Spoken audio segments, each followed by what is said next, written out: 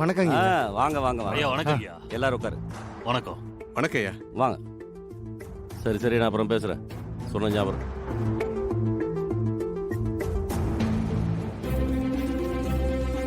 ஐயா வணக்கம் ஐயா.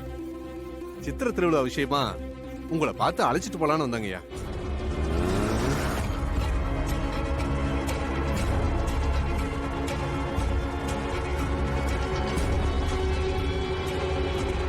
நாளையில இருந்து திருவிழா ஆரம்பமாகுது.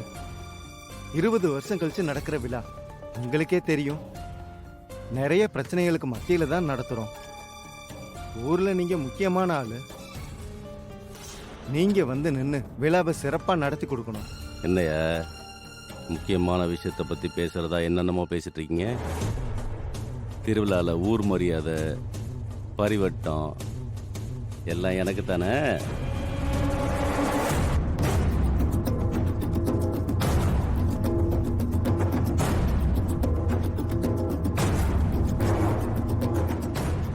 ஏன்னா ஒரு திருவிழாக்கு வரோம், நமக்குன்னு ஒரு மரியாதை இருக்குல்ல. அங்கே வந்து பரிவட்டம் கட்டலனா எனக்கு என்ன மரியாதை? யோ, பழசெல்லாம் ஞாபகம் இருக்குல்ல? 20 வருஷமா ஏன் இங்கே சித்திர திருவிழா நடக்கிறன்னு உங்களுக்கே தெரியும். நெடுங்குண்டத்தை அவ்வளோ சீக்கிரம் மறந்திருக்க மாட்டேங்கன்னு நினைக்கிறேன். இப்போ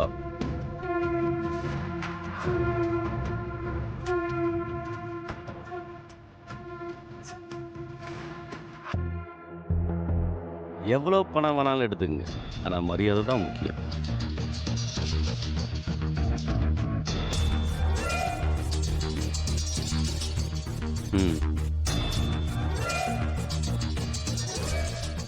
ஆனா ஒன்று, திருவிழா சிறப்பாக நடக்கணும். அதுல முக்கியம் முதல் மரியாதை எனக்குத்தான்.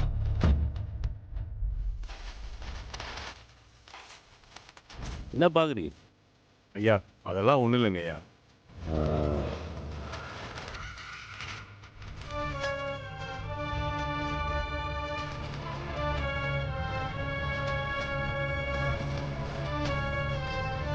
இந்தாங்க ஐயா, இந்தாங்க. ஐயா, குடும்பத்தோட வந்து விழாவை சிறப்பிச்சு கொடுக்கணும். ஆமாங்க ஐயா. சித்ரா. அப்பா.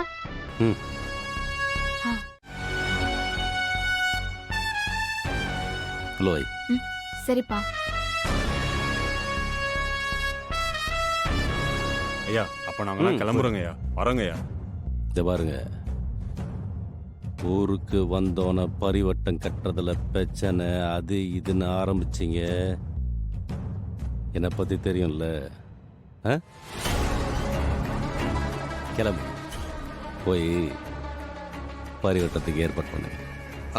சரிங்க, வரேங்க.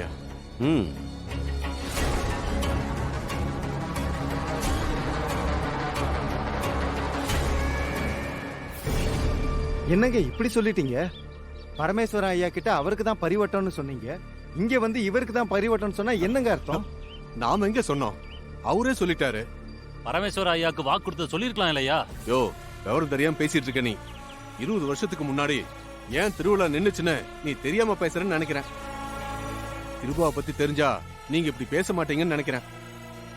ஏன் இப்ப மட்டும் பிரச்சனை வராதா? வரும், வரத்தான் செய்யும். பிரசனம் பார்த்த பணிக்கர ஜோசியர் சொன்னது ஞாபகம் இருக்குல்ல? இப்பவே பரிவட்டத்தை பத்தி கிருபாயா கிட்ட சொல்லி இப்பவே பிரச்சனை ஆரம்பிக்கணுமா? யோ இரியா, முதல்ல திருவிழா ஆரம்பிக்கிட்டோம். இவங்க எல்லாம் ஊருக்குள்ள வரட்டும், அதை நான் அப்புறம் பாத்துக்கலாம்னு நினைச்சேன். இவர் ஊர்ல வந்து பிரச்சனை பண்ணாருன்னா? பிரச்சனை பண்ணா நம்ம பரமேஸ்வரன் ஐயா கிட்ட பேசி பாப்போம். அவர் பெரியவர், ரொம்ப நல்ல மாதிரி புரிஞ்சுப்பாரு. அப்புறம் ஒரு சித்தர் வந்து உனக்கு ஒரு கோவில் அழைப்பு வரும், அங்க போன்னு சொல்லி சொன்னாரு. சித்தர் சொன்ன ஒரே காரணத்துக்காக அதை நம்பி நான் இங்க வந்திருக்கேன். என்னம்மா சொல்ற? அப்போ முக்கியமா உயிர் பலியாகிறதுக்கு எல்லா வாய்ப்பும் இருக்கு. என்னாச்சுங்கய்யா? இந்த கோவில் திருவிழாவில் பிரசன்னம் பார்க்க ஒரு ஜோசியர் வந்திருந்தாரு. அவர் சொன்னதும் நீ சொன்னதும் ஒத்து போதுமா? அவரு என்ன சொன்னாருங்க ஐயா? இந்த திருவிழாவுல நிச்சயம் ஒரு உயிர் பலி விழும்னு சொன்னாருமா. ஐயா, என்ன இப்படி சொல்றீங்க? இந்த கோவிலுக்கு வந்தா என் பிரச்சனை தீந்துரும்னு வந்தேன். ஆனா நீங்க பயப்படுற மாதிரி என்னென்னமோ சொல்றீங்க. நான் சொல்லலமா, அந்த பணிக்கர் சொன்னதை உங்ககிட்ட சொல்றேன். தலையில எழுதியிருக்கிறத யாரால மாத்த முடியுமா? ஐயா, நீங்க சொல்றத வச்சு பார்த்தா பணிக்கரை பார்த்து பேசினா இதுக்கு ஒரு பதில் கிடைக்கும்னு தோணுது. நான் அவரை பார்க்க முடியுமாங்கய்யா? இப்போ அவர் ஊர்ல இல்லம்மா. அவர் வந்ததும் உனக்கு நான் சொல்றேம்மா. அப்புறம் இன்னொரு விஷயமா, 20 வருஷம் கழிச்சு இப்போதான் இந்த திருவிழா நடக்க போகுது. உனக்கு இது தெரியும்னு நினைக்கிறேன். ஆனா 20 வருஷத்துக்கு முன்னாடி ஏன் நின்னுச்சுன்னு தெரியுமா? கிருபாயாதாமா காரணம். ஆமாமா, அப்ப யாருக்கு பரிவட்டம் கட்டுறதுன்னு ஒரு பிரச்சனை வந்தது. தனக்கு பரிவட்டம் கிடைக்கலனா யாருக்கும் கிடைக்க கூடாதுன்னு கிருபாயா முடிவெடுத்துட்டாரு. நெடுங்குண்டம் இறங்கினாதான் யாருக்கு பரிவட்டம் கட்டுறதுன்னு தீர்மானிக்க முடியும்னு ஒரு சூழ்நிலை வந்தது. அதை எப்படி என் வாயால சொல்றதுன்னு தெரியலம்மா. நெடுங்குண்டம் இறங்கின ஆளு தீக்குண்டத்திலே விழுந்து செத்து போயிட்டாமா.